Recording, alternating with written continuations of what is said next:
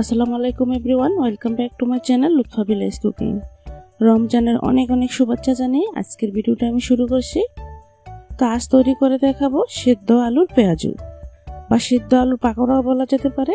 তবে বন্ধুরা, আমি অনেক রকম পেঁয়াজু খেয়েছি, সিদ্ধ আলুর পেঁয়াজুটা আমার কাছে সবচেয়ে ভালো লেগেছে, তাই ভাবলাম তোমাদের সাথে এই রেসিপিটা শেয়ার করি। রমজানে তোমরা একবার হলে ট্রাই করবে, তাহলে বুঝতে পারবে কতটা মজাদার এই পাকোড়াটা। তো বন্ধুরা, দেখে নাও কিভাবে এই পাকোড়াটা তৈরি করি। তো না টেনে সম্পূর্ণ ভিডিওটা দেখবে, আর ভালো লাগলে অবশ্যই একটা লাইক দিবে। আর তোমরা কেউ যদি আমার এই ছোট্ট ইউটিউব ফ্যামিলির নতুন বন্ধু হয়ে থাকো, তাহলে প্লিজ প্লিজ বন্ধুরা চ্যানেলটাকে সাবস্ক্রাইব করে পাশে থাকা বেল আইকনটিও ক্লিক করে রাখবে। তো যারা যারা অলরেডি কাজটা করে নিয়েছে তাদেরকে অসংখ্য ধন্যবাদ। তো সিদ্ধ আলু পেঁয়াজ তৈরি করার জন্য প্রথমে লাগবে এখানে পেঁয়াজ। এখানে 1 কাপ পরিমাণ পেঁয়াজ নিয়েছি। যেহেতু পেঁয়াজু, তাই পেঁয়াজের পরিমাণটা একটু বাড়িয়ে দিতে হবে। তারপর দিয়ে দিলাম মরিচ কুচি, তো এটা কিন্তু নিজেদের স্বাদ অনুযায়ী দিতে হবে। আর নিচে এখানে একটা রসুনটা একদম ছোট ছোট চিকন করে কুচি কুচি করে কেটে নিয়েছি। চাইলে এখানে পেস্টও দেওয়া যেতে পারে। হলুদ গুঁড়ো দিয়ে দিলাম 1/2 টিস্পুন, মরিচ গুঁড়ো দিয়ে দিচ্ছি 1/2 টিস্পুন। তারপর এখানে একটা মশলা অ্যাড করে দিচ্ছি। এই মশলাটা এখানে ধনে, জিরা, গোলমরিচ, লবঙ্গ, এলাচ এবং দারচিনি দিয়ে আমি তৈরি করেছি স্পেশালি রমজানের জন্য। তো এই মশলার ভিডিওটা কিন্তু আমি ডিমের চপের ভিডিওতে দেখিয়েছি, চাইলে তোমরা দেখে নিতে পারো। এই মশলাটা দিলে কিন্তু দারুণ একটা টেস্ট আসে। এখন হাত দিয়ে কষলে কষলে কিন্তু পেঁয়াজটা নরম করে নিতে হবে।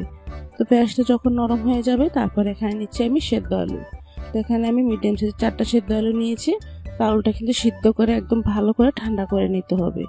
তারপর আলুটা এভাবে ভেঙে নিতে হবে। এটা কিন্তু ম্যাশ করা যাবে না। তো তোমরা দেখতে পাচ্ছ আমি কিভাবে এটা ভেঙে নিচ্ছি। এভাবে কিন্তু বড় বড় টুকরা করে ভেঙে নিচ্ছি।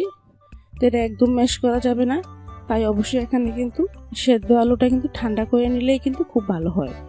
এতে করে আলুটা একটু শক্ত শক্ত থাকে, খুব ভালো করে ম্যাশও হয় না। তো এখন আমি আলুর সাথে আলতোভাবে পেঁয়াজটা মেখে নিচ্ছি। এখানে কিন্তু কষলে কষলে মাখা যাবে না, আলতোভাবে পেঁয়াজের সাথে আলুটা মেখে নিতে হবে। তো দেখতে পাচ্ছ আমি কিভাবে মেখে নিচ্ছি। এভাবেই কিন্তু তোমরা অবশ্যই মেখে নিবে।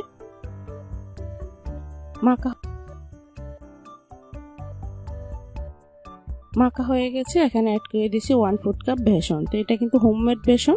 এখানে কিন্তু চালের গুঁড়ো আমি অ্যাড করে দিয়েছি। তো বেসনের ভিডিও আমি এর আগের ভিডিওতে কিন্তু দেখিয়ে দিয়েছি কিভাবে আমি বেসনটা তৈরি করি। তারপর নিচে এখানে 1/4 কাপ পরিমাণ ময়দা। তো বেসন যতটুকু দিতে হবে, ময়দাও কিন্তু সমপরিমাণে এখানে অ্যাড করতে হবে। তো বেসনটা দিয়ে সেম ভাবে আলতোভাবে কিন্তু এভাবে মেখে নিতে হবে। তো তোমরা দেখো কিভাবে আমি মেখে নিচ্ছি। এটা কিন্তু কোনোভাবে কষলে মাখা যাবে না, এভাবে আলতোভাবে মেখে নিতে হবে। তো মাখা হয়ে গেছে। প্রথমে এখানে আমি 2 টেবিল চামচ পানি নিয়েছি। তো প্রথমে কিন্তু এভাবে অল্প অল্প পানি দিয়ে আবারও আলতোভাবে মেখে নিচ্ছি। এই মাখাটা কিন্তু প্রথম থেকে শেষ পর্যন্ত এভাবে আলতোভাবেই মাখতে হবে। তো দেখো পাকা কিন্তু হয়ে গেছে। এখনো কিন্তু অনেকটাই ঝরঝরে টাইপের রয়েছে, তাই এখানে আরো 1 টেবিল চামচ পানি দিয়ে অ্যাড করে দিচ্ছি। তো তোমরা কিন্তু অবশ্যই ডোটা দেখে, ডোর ফিটনেসটা দেখেই কিন্তু এটা মেখে নিতে হবে। এটা কিন্তু একটু শক্ত ডো হবে। তো দেখো বন্ধুরা, আমি কিন্তু সেম ভাবে কিন্তু আবারও মেখে নিচ্ছি। দেখো এখন কিন্তু অনেকটাই মাখা হয়ে গেছে। এখন আমি এটাকে একটু গোল করে নিচ্ছি।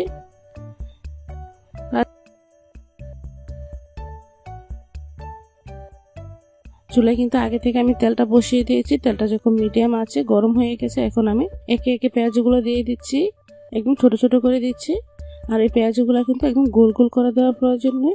যতটা আঁকা বাঁকা বা এলোমেলো হয়, ততই কিন্তু খেতে বেশি টেস্ট হয়। তো তোমরা কিন্তু সেম ভাবেই কিন্তু দিবে। এটা কিন্তু বেশি বড় বড় দিলে খেতে বেশি ভালো লাগে না, তাই ছোট ছোট করে দিবে।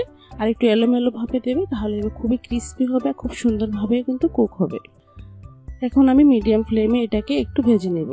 যখনই দেখবে খুব সুন্দর একটা এরকম কালার চলে এসেছে, তখনই কিন্তু এটাকে একটু উল্টিয়ে দিতে হবে। এর আগে কিন্তু নাড়াচাড়া করা যাবে না, তাহলে কিন্তু ভেঙে যাবে। তা যখন দেখবে এরকম হালকা কালার চলে এসে, তখন এভাবে অনবরত নেড়ে এটাকে খুব সুন্দর একটা কালার নিয়ে আসা পর্যন্ত ভেজে নিতে হবে। তো দেখো এটা কিন্তু খুব সুন্দর একটা কালারও চলে এসেছে, আর এটা কিন্তু খুবই ক্রিস্পিও হয়েছে। এখন একটা স্ট্রেনারের সাহায্যে তেল থেকে আমি এটা তুলে নিচ্ছি।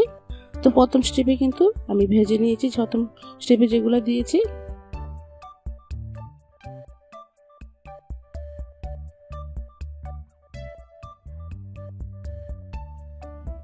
তো বন্ধুরা দ্বিতীয় স্টেপে যেগুলো ভাজবো সেম ভাবেই কিন্তু আমি এরকম ছোট ছোট করে দিয়ে নিচ্ছি। তো সেম স্টেপ ফলো করে দ্বিতীয় স্টেপগুলো কিন্তু আমি এভাবেই ভেজে নিব। তো বন্ধুরা ভিডিওটা যদি কোনো অংশে তোমাদের বুঝতে অসুবিধা হয় তাহলে কিন্তু অবশ্যই আমাকে কমেন্ট করে জানাবে, আমি কিন্তু তোমাদের রিপ্লাই দেওয়ার চেষ্টা করব। আর যেহেতু রমজান চলে এসেছে, তো তোমরা যদি আরও অন্যরকম কোনো ভিডিও দেখতে চাও তাহলে কিন্তু আমাকে কমেন্ট করে জানাতে পারো, আমি অবশ্যই চেষ্টা করব তোমাদের ভিডিওটা শেয়ার করার জন্য। তো কথা বলতে বলতে কিন্তু সবগুলি ভাজা হয়ে গেছে। দেখো দেখতে লোকটা কতটা সুন্দর ও লোভনীয় দেখাচ্ছে। সত্যি বন্ধুরা খেতে যে এতটা অসাধারণ, না খেলে বুঝতেই পারবে না। বাচ্চা বড় যাকে দিবে সে কিন্তু খেয়ে একদম তোমার প্রশংসা করতে বাধ্য হবে। তো আশা করছি রেসিপিটা তোমাদের ভালো লেগেছে। ভালো লাগলে কিন্তু লাইক কমেন্ট শেয়ার করতে ভুলবে না। তো আজ এখানেই শেষ করছি, নেক্সট ভিডিওতে কিন্তু আবারও দেখা হবে। আল্লাহ হাফেজ, আসসালামু আলাইকুম।